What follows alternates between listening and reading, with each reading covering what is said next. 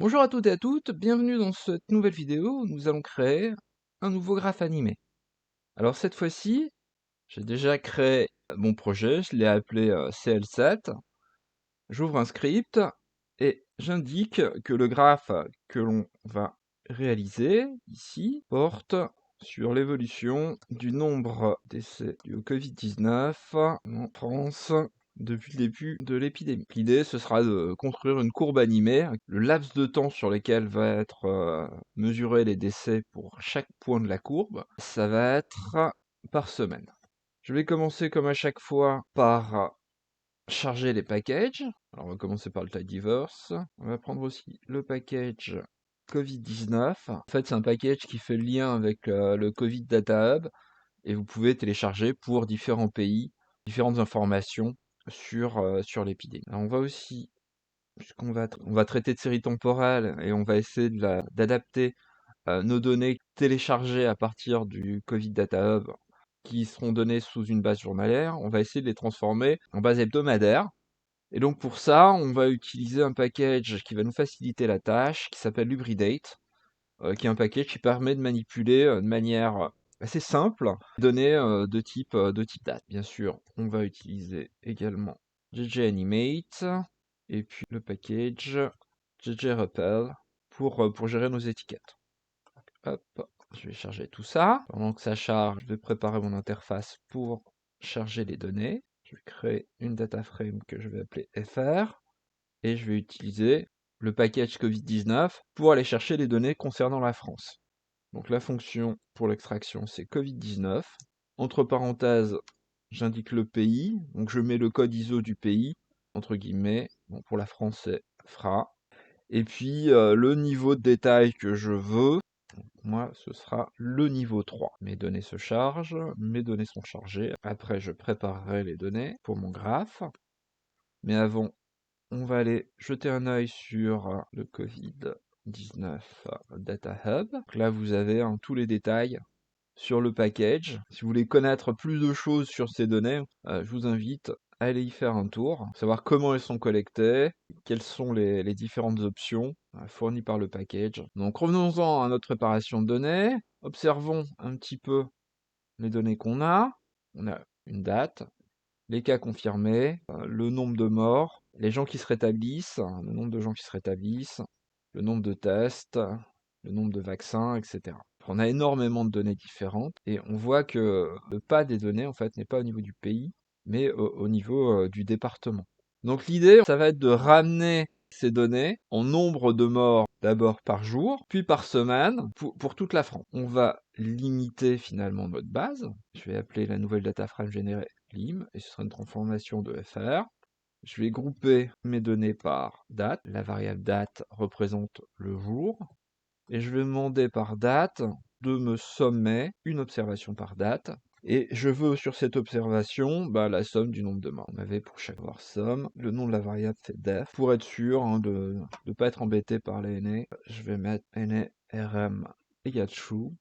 Donc il exclut de son calcul les variables manquantes. Puis on va voir une nouvelle data frame où cette fois-ci, on n'a que des observations par jour. Sur le premier jour de la base, le 18 mars 2020, on a eu 218 morts. Donc on obtient une nouvelle data frame avec deux éléments, la date et le nombre de morts correspondant à cette date. Alors, faire attention, ici, R nous fait une somme cumulée jusqu'à la date indiquée. Donc nous, ce qu'on veut, c'est le nombre de morts par jour. Et donc on va faire la différence entre un jour et l'autre pour obtenir le nombre de morts sur une journée. Donc je crée une nouvelle variable, donc mutate. J'indique un nouveau nom, donc mj, le nombre de morts par jour, et ce sera mort moins, alors une nouvelle fonction lag, qui va permettre de décaler dans la série temporaire la mesure qu'on prend. Ici, on va faire un lag de 1, c'est-à-dire qu'on va reculer d'une date. Le nombre de morts par jour, troisième variable. Donc, on a un premier jour ici avec 218 morts, et le second jour, on a 109 morts de plus, ce qui nous fait un total de 327 morts. Alors, on va pas s'arrêter là, hein. Nous, ce qu'il nous faut, c'est les nombres de morts par semaine. Et donc, je vais utiliser des fonctions pour identifier les semaines issues de l'hybridate. Donc, je vais utiliser la fonction week, qui va me dire le numéro de la semaine dans l'année auquel correspond la date. Je vais aussi avoir besoin de la fonction année, qui va m'isoler l'année dans l'indication de la date. Et puis, je vais assembler l'ensemble sous la forme d'un texte. C'est la fonction past. Je vais associer ma semaine avec mon année en indiquant un tiret entre les deux. J'aurai mon indication de mois compte tenu de l'année. Donc ici, on voit que la semaine du 18 mars correspond à la 12e semaine de l'année, que l'année ici, on est bien en 2020. Pour cette première semaine d'épidémie, qui a fait un total de 1100 morts, j'aurai un index qui sera 12-2020. Donc comme ça, j'ai la même chose pour toutes mes semaines. Et je vais pouvoir indexer un calcul sur ma nouvelle variable. Enfin, je vais créer une nouvelle data frame qui sera une transformation de lim. Donc, j'ai lim tiré du bas. Je vais grouper mes variables pour calculer finalement ma somme de morts sur la semaine. Et je vais garder uniquement deux éléments, la date et la somme en question. Donc, ce qu'on va faire, c'est indexer notre calcul par le couple semaine-année. Et puis, on va utiliser un summarize. Je vais appeler ma nouvelle variable ms, morts par semaine. Ce sera la somme des morts journaliers. Et je vais garder également la variable data. Alors, évidemment, ça m'a cassé le summarize. Mais pour rétablir mon élément, je vais utiliser la fonction slice et je vais garder uniquement à chaque fois la première date de la semaine considérée. Je vais en profiter, mettre dans l'ordre de date mes différentes observations dans ma data frame. Hop. Donc voilà, on a nos morts de chaque semaine jusqu'à notre dernière date. Alors notez que la semaine 14 pour 2022, elle ne fait que commencer. En fait, on n'a pas toutes les observations de la semaine. Et on a un autre problème avec notre première semaine, où on a un NA, tout simplement parce qu'on a fait une somme qui inclut ici un NA. Ce qu'on devrait avoir, c'est 1100. Donc on va réintégrer un 1100 ici, puis on va supprimer de la base, ça sert à réaliser notre graphe. Cette semaine-là, comment régler notre problème de première observation, qu'on va vérifier, on a bien nos 1100 ici. Et ce qu'on va faire maintenant, c'est supprimer cet élément-là, cette ligne-là. Donc je vais limiter une nouvelle fois ma base pour exclure cette semaine incomplète. Donc je vais utiliser un filter et je vais filtrer cette fois-ci par WY et je vais garder uniquement ceux qui sont différents de cette valeur.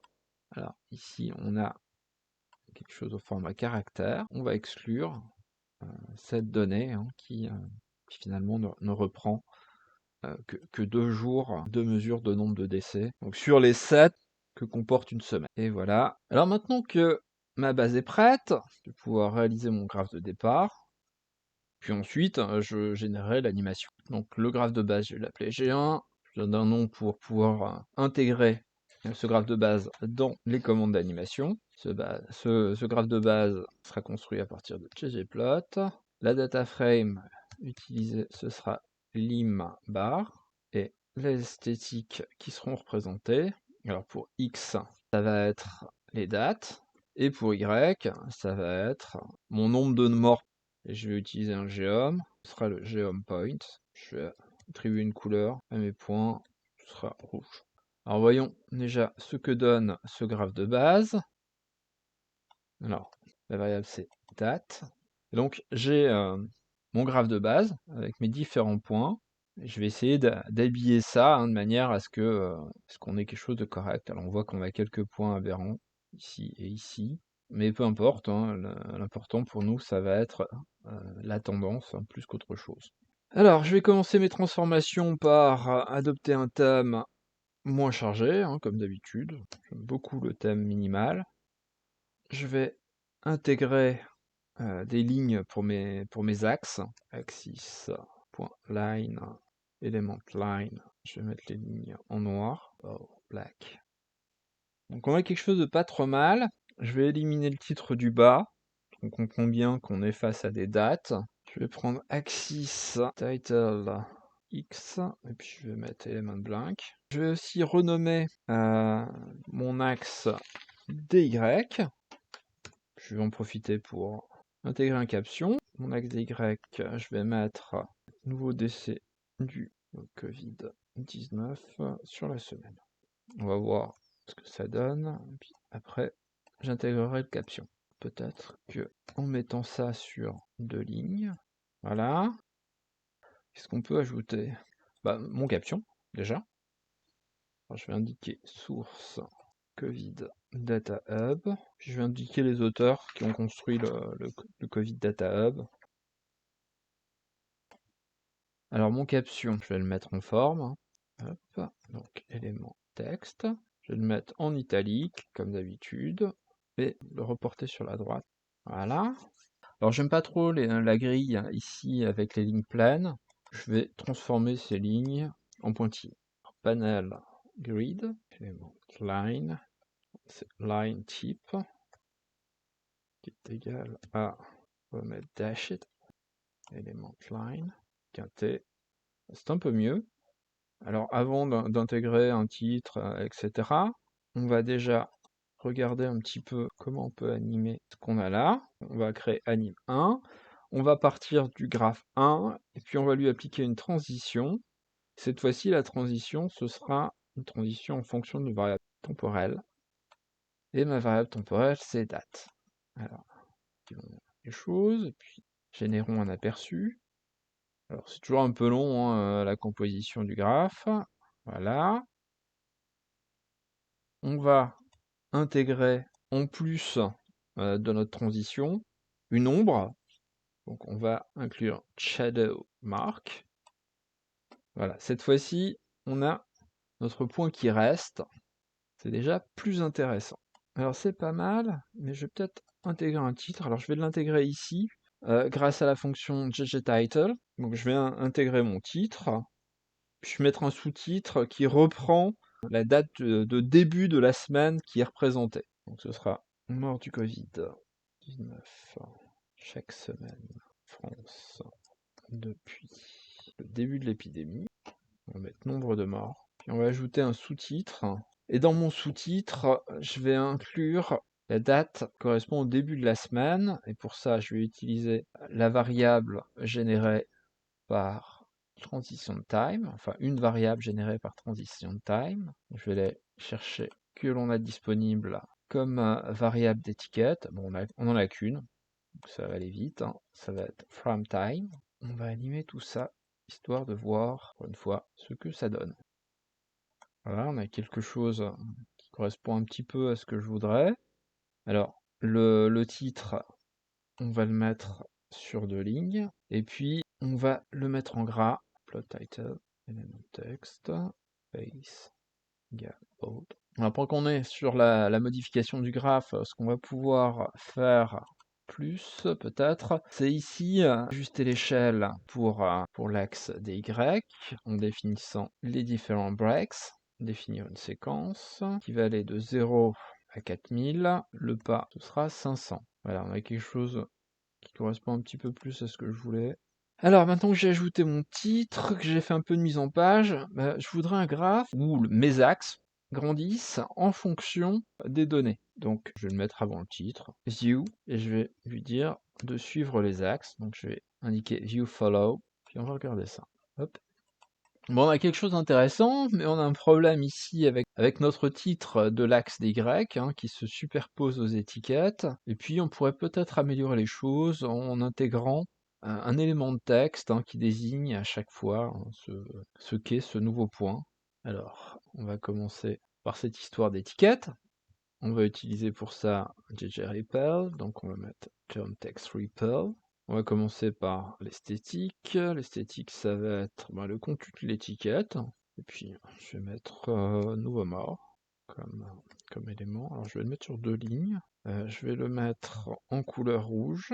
en gras, donc font face, ici, bold, et je vais voir son centrage, just, on va mettre tout en haut, tout en bas, et par contre, on va le centrer horizontalement. Alors, j'aimerais bien aussi pouvoir indiquer s'il y a une direction de déplacement, de privilégier dans l'algorithme le déplacement en fonction de l'axe des Y et non de l'axe des X. Et pour de l'impression de l'étiquette vis-à-vis de l'axe des X, je vais fixer deux limites, une limite haute et une limite basse. Alors la limite haute et la limite basse, en fait, vont faire des variables.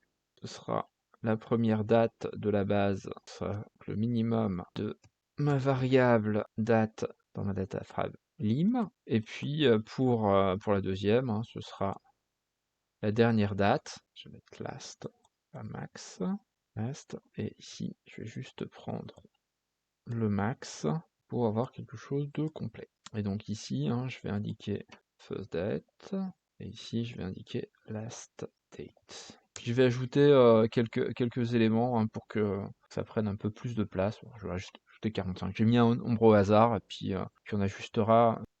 Et puis on va voir ce que ça fait hein, sur notre graphique statique. Voilà, on a notre graphique statique avec les différentes étiquettes. Alors, si je laisse comme ça, je vais avoir plein de fois l'étiquette nouveau mort hein, qui va apparaître et qui va rester hein, sur le graphe. Le graphe final sera tout simplement celui-ci. Moi, je voudrais qu'il n'y ait que les points et que le nouveau mort, le dernier nouveau mort, soit consacré uniquement au dernier point. Pour ça, dans Shadow Mark, je vais indiquer Exclude Layer et puis je vais indiquer que c'est la deuxième tranche, le deuxième géome que je veux exclure. Hop, allons-y. Puis on s'occupera des marges du graphe hein, pour faire en sorte que les choses apparaissent bien. Ok, le résultat est pas mal, mais on a quelques problèmes de marge. On a notre étiquette ici qui est complètement mangée par le bord du graphe, et ici on a notre titre de l'axe des Y qui recouvre nos étiquettes de l'axe des Y. Donc on va aller jouer sur les marges de tout ça pour essayer d'avoir quelque chose où tous nos éléments apparaissent. La première chose que je vais faire, c'est que je vais ouvrir le repère dans lequel est réalisé le graphe. Je vais aller sur clip, je vais indiquer off, et puis je vais m'attaquer à mes marges. Alors je vais commencer par mon axe des Y. Donc, je vais revenir ici. Axis title, Y, c'est un élément de texte. Et à l'intérieur de l'élément de texte, ce qui va m'intéresser, moi, c'est mon margin. Margin égale margin. Et là, je vais essayer d'établir des choses. Je vais mettre pour la hauteur 0,5. Pour la droite, je vais mettre 1. Et pour le bas, je vais mettre 0,5, et puis pour la gauche, je vais mettre 1, et l'unité, l'unité, je vais toujours mettre le centimètre, et puis on verra ce que ça donne. Je vais également m'attaquer aux marges de mon graphe. Je vais essayer d'avoir quelque chose de plus resserré en termes de marge, pour laisser un petit peu de place à mon texte de l'étiquette qui voyage vers l'extérieur. Donc, je vais aller sur Plot Margin. Encore une fois, je vais modifier les margins, donc je vais reprendre ça. Je vais reprendre ces éléments-là et je vais juste modifier à l'intérieur. Plot margin égale. Donc je vais garder le 0,5. Donc je vais garder le 0,5 au-dessus. Pour la droite, je vais mettre 2. Pour le bas, 0,5 c'est très bien. Et puis pour la gauche, 1 cm c'est très bien. On va essayer de voir maintenant ce qu'on a. Alors cette parenthèse, ça me casse les pieds. Hein. Je vais la remonter ici. Voyons ce que nous donne notre G1. Quelque chose de beaucoup plus resserré. Alors peut-être qu'ici je modifierai les choses hein, pour avoir quelque chose de moins caricatural. Mais je reviendrai dessus après. En tout cas, je n'ai plus de superposition. Alors on va voir ce que nous donne notre animation dans ces conditions.